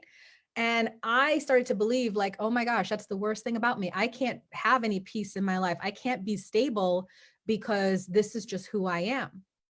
Well, what happened? Enter into a whole different world. And then you see yourself in such a different way. So for all of you that are writing things on there, I want you to do the switch. Okay. Just like how I did the switch, I want you to do the switch. Right now, wherever you are, whatever environment you're in is allowing you to believe those things that you have written, right? But how can you switch it? We've already done the weight thing. Oh, Carol wrote procrastination. Well, you know what, Carol, you know what I'm going to say to that? You're procrastinating because you really haven't found the path you're supposed to be on. Because when you're really in the flow and you're really supposed to be doing the things you're supposed to be doing, there will be no procrastination. You'll be working from sun up to sundown. You can bet your bottom dollar on that one. Okay. Ellie says, for me, I see my faults as my shadow side. I'm not sure if that can relate. Yeah, we have a shadow side. Absolutely. But the shadow side is not supposed to hold you back. And even in your shadow side, you're supposed to be proud of your shadow side. You know what my shadow side is? Anger. Hulk got nothing on me. Okay. You get me mad, you'll see a whole different side. But I'll tell you what, though, I own that anger because there's always a beauty to whatever it is that's holding you. You know what's the beauty about my anger? Activism. My anger allows me to activate. I speak out in topics that are near and dear to my heart. I have a platform. I speak from that platform. I don't stand for injustices. Whether we're friends or not, if someone is doing you wrong, I'm gonna speak up, I'm gonna say something. So that is how I found a positive way to use my anger. The world is really good at telling you how wrong you are. What I'm asking you here today in this beautiful, heartfelt, joyful heart summit is to own your wrong. Rebel. Rebel by being who you are, and not only being who you are, but being proud of who you are. And if they don't like it, find different people. Find different people, because there's going to be a whole bunch of people out there looking for you and looking for people like you. Kat says, if you're too nice, people will take advantage of you. Kat, you need some boundaries there. Okay. You need some boundaries work, girl. And that's what comes in, because in our need, this is funny, in our need to placate these people who continuously tell us that we're wrong, we then allow them to use us and use our time and our resources and our energy, even though they still keep telling us we're wrong. Where is the sense in this? But we do it, right? Because at the core of us, at every single one of us, at the core of every single one of us, there's a desire to be needed. There's a desire to be wanted. There's a desire to be loved. There's a desire to feel worthy. Now, how amazing would it be if you stopped looking to all these people who are defining you by your wrongness, and you looked within yourself and you decided to give yourself that worthiness, that love, that need? What could you do? And that's the thing that you need to catch on to. That's the game you need to start playing, because they're not trying to keep you down because they're sadistic and they just like keeping you down. They're afraid of what you're going to become when you unleash your wings and you fly. That's what they're afraid of. It's better for me to stay here and keep talking down to you and keep you in your place than to allow you to fly, because you might fly away and leave me.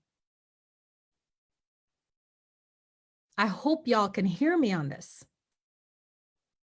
Anyone who is doubting you, who is putting you down, who is only seeing the wrong in you, are terrified of you leaving them. It is what it is. It's the game. It's the game that we play. You guys are awesome. You're writing in so many messages, I can't keep up. So if I skip your messages, I'm sorry. I'll go back and read them, I promise. They need to hit the road. That's why I started with the song. They need to hit the road, because the truth is your vibe attracts your tribe, yet the company you keep also determines whether you're going to sink or float.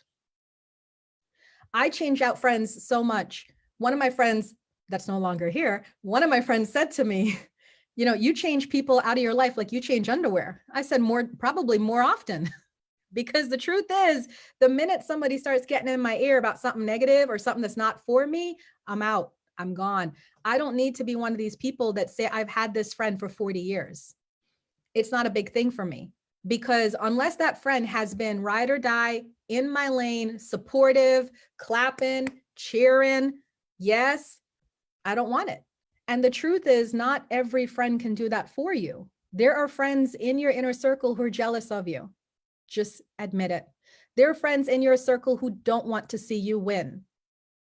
There are friends in your circle who want your man or your recipe. I don't know which one's more important these days, right? Sandra said, what about friends who ignore you? They're showing you that they're not friends. Okay. When people have agendas, the thing is we are so naive in our heart, and we are so gullible in our heart that we don't want to see what's right there. And how do I know that? Because I've done over 10,000 readings in my lifetime, and I've had to read for many women who refuse to see the writing on the wall. All right. If dude's moved on and he's married and he has 2 kids, I'm pretty sure he's not thinking about you. But let's see what these cards say. Okay. The thing is that I'm watching the private messages. The thing is that you have to put yourself in this place of being open and aware of seeing what's there and what's on the wall. And the only way you can see that is if you accept yourself completely. You got to wake up in the morning, kind of like what Carlos said, and say in the mirror, self, I love you no matter what.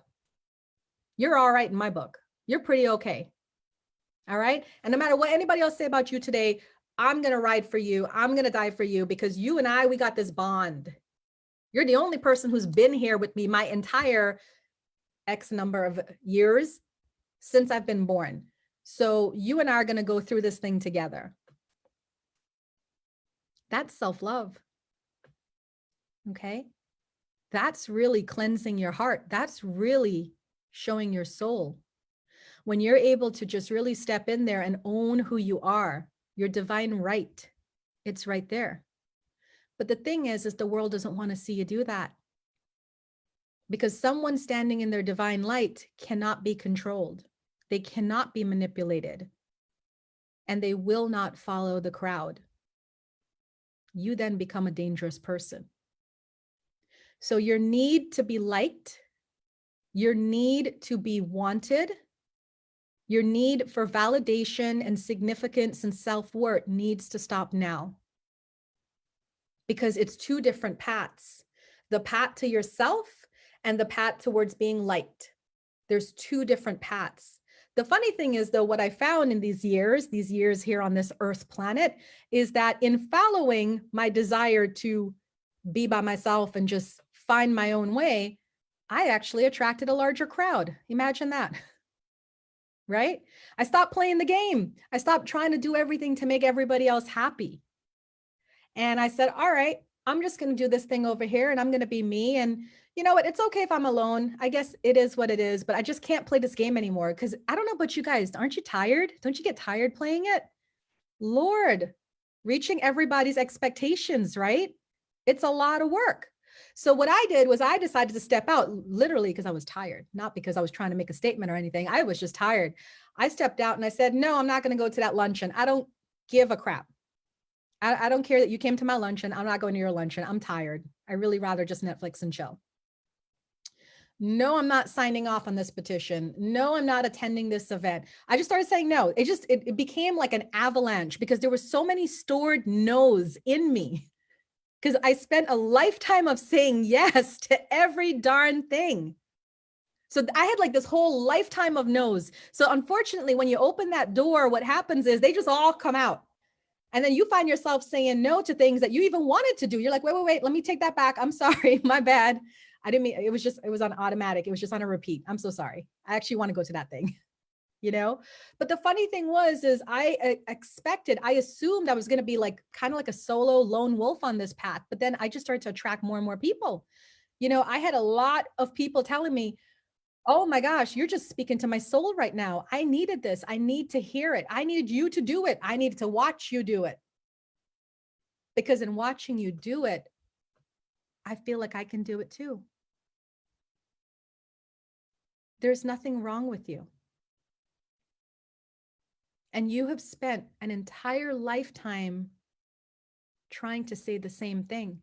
You know, the minute you're born, and they slap you to hear you scream to make sure you're alive, the minute you were born, your life is theirs.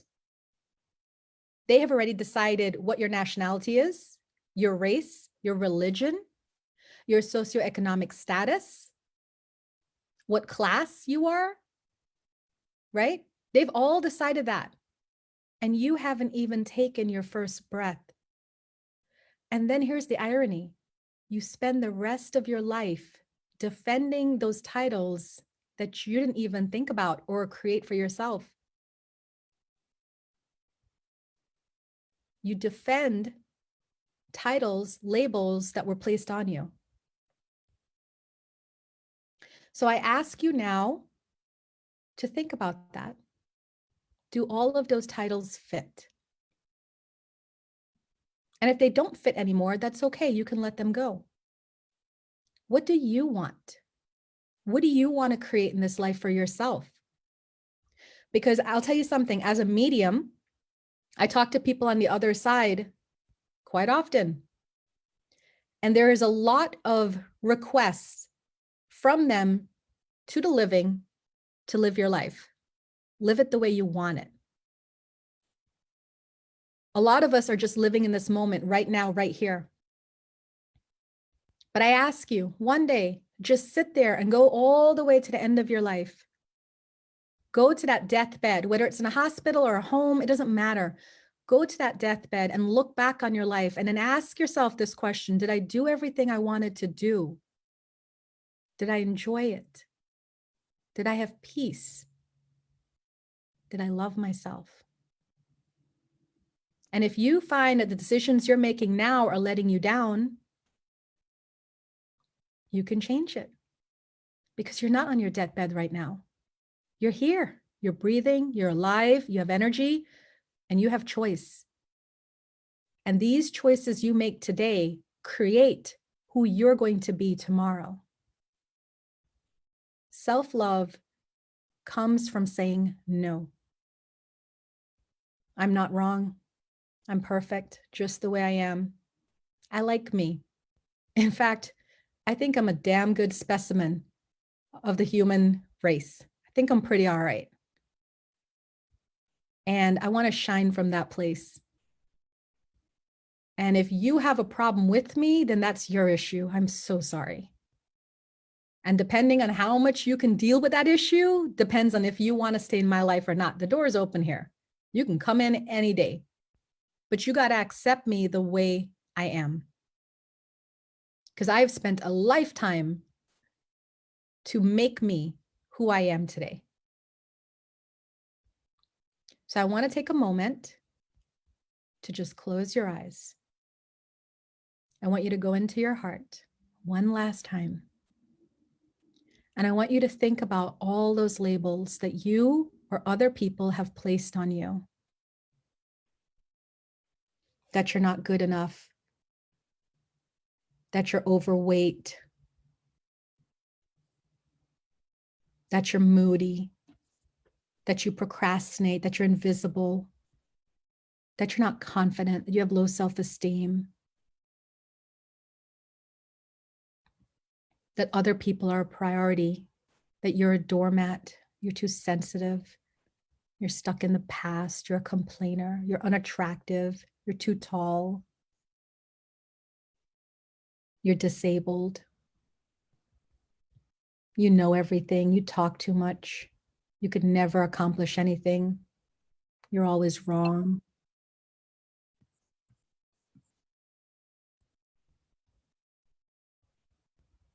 Think of all those things. And here's what we're going to do. I'm going to give you permission to wipe the slate clean.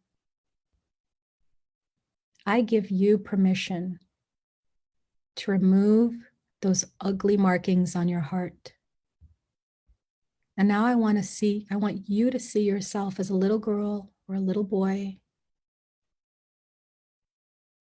And I want you in your mind to just apologize to them for allowing other people to hurt them with their words and their actions.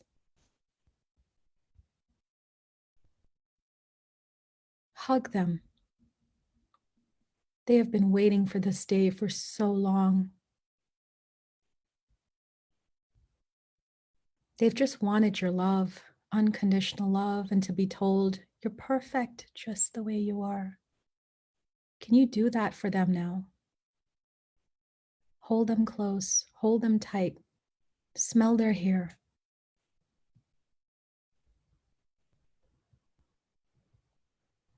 Now give them permission to live the life they want to live. All those dreams, that it can come true still. Promise them. Promise them that it will be okay. And you'll have their back. Should they choose to live this life the way they want to live it, that you will support them.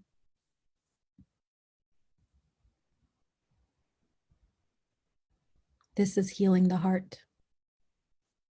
This is healing your inner child. And this is doing it by accepting the wrongness of you. Let other people say what they want to say. Who cares? They're wrong half the time anyways.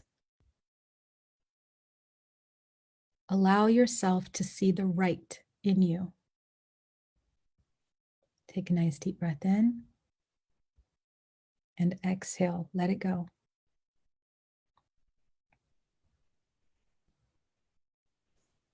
Every morning, when you are standing in front of your mirror, brushing your teeth, blow drying your hair, putting on your makeup, whatever you're doing, every morning, say to yourself, I accept you as you are. That's it. I accept you as you are, faults and all. They're all pretty perfect. And you're pretty cool. All right, come on back. How many of you, show of hands, identified with this today? Right? We can cause an uproar. We can rebel. And you know how we do that? By owning who we are and by refusing to let other people tell us who to be. I'm doing it and I'm having great success with it. So I invite you to join me to do that as well. I invite you to join me on this journey of self-exploration. I know many of you are still trying to find your way, and that is okay too. That's not a wrongness they're trying to point out in you, right? You're how old and you don't know what you're supposed to do? Damn right. Damn right, each and every day. And I don't know about you, but I like to use fingers. Damn right. I like to enunciate with fingers, snaps, right? You just got to do it. You just got to give them attitude and you just got to say what you got to say. So I promised you a little technique that I do to start shutting down the haters. Here's my technique. Whenever somebody accuses you of something, just agree with it. 100%, 1000% agree with it. Uma, you're too bossy. Damn right. You think you know everything. I do, right? Just start doing it. Because the truth is, it don't matter what you say. They have already pegged you in their mind about who you are and what you are. It don't matter what you say. So you might as well agree with them. Don't waste your breath. Don't waste your energy. Just agree and just keep it moving.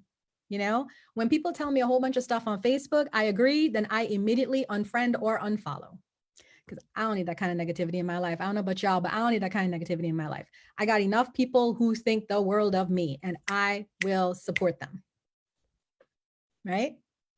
So celebrate the wrongness of you.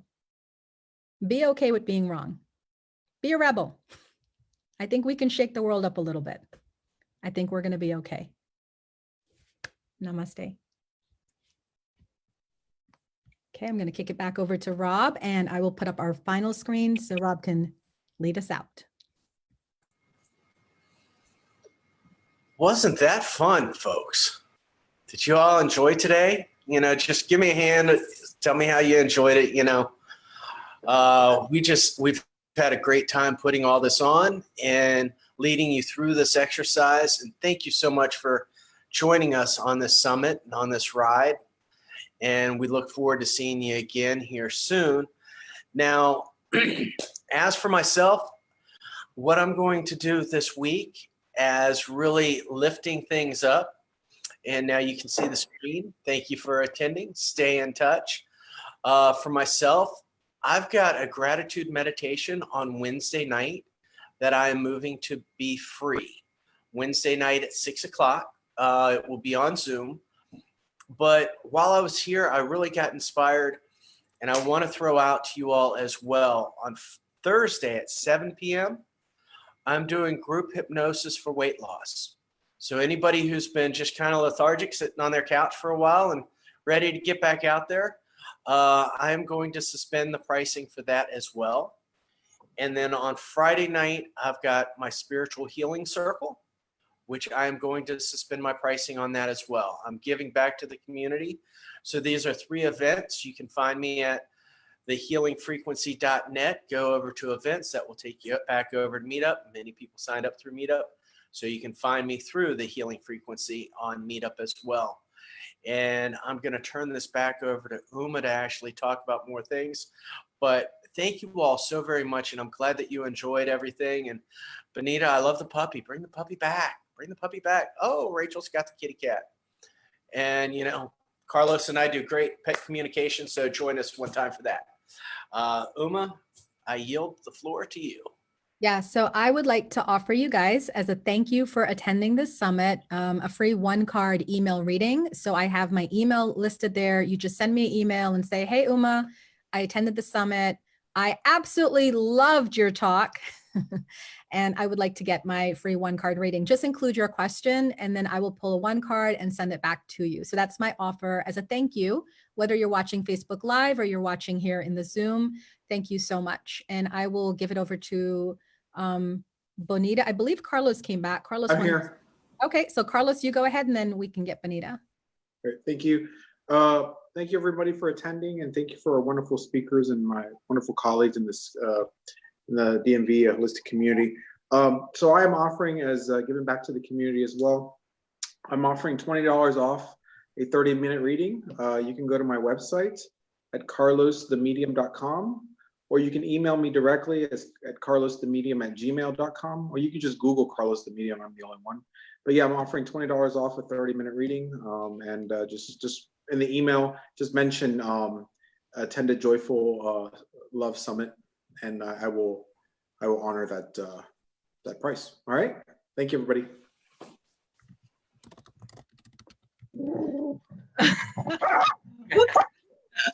Oh dear.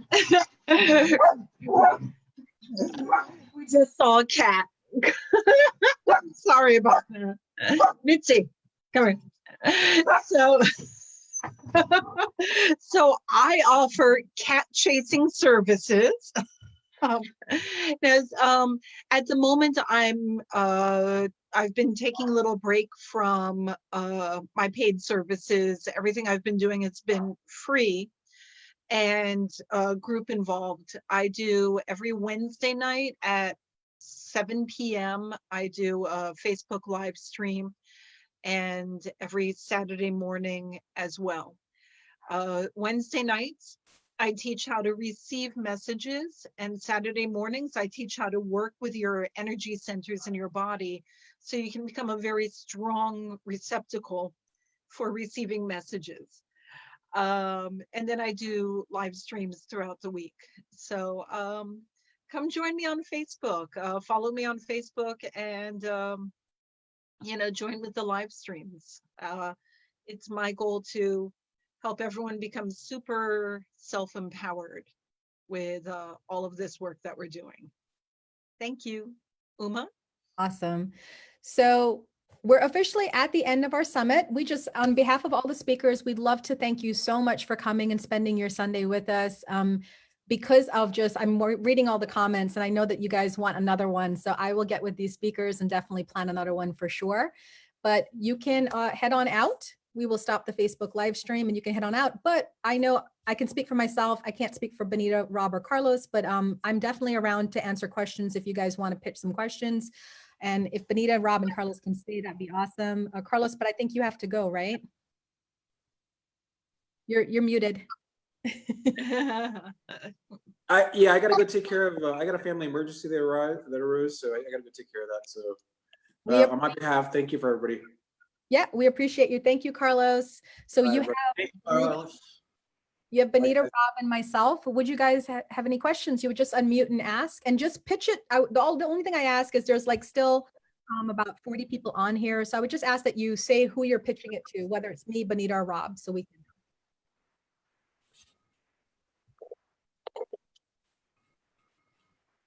And if you don't want to actually speak out, you can type it in the chat too. Uma, I'm speaking out to you. Yes, Sandy. Yes.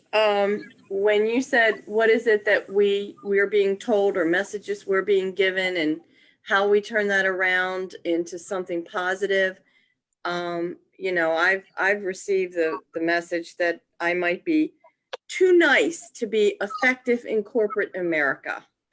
And I would like to know how to turn that around. Maybe whoever told me that, I'd be like, maybe nice is what corporate America need. Because I mean, we clearly haven't been doing it right in corporate America. That's why it's failing. So maybe by me actually being a human being might actually get some work done. I don't know. I might be able to increase productivity, increase effectiveness of a work role by making everybody happy and just happy to be here. That's how I would kind of sling it, Yeah. Sandy, I want to hop in there real quick. A while back, I went through, it was about 6 months worth of interviews to go to work for this very highly, they were executive coaching firm. And I went through 6 months of interviews, and it came down to me and another person. And they came back and they said, you know what? I think you're just too nice to deal with these high-end corporate people. And you know what? It might have just been a favor, because I don't want to be nasty. I can be nasty, but it's not who I am. I like being nice. So maybe for yourself, being nice is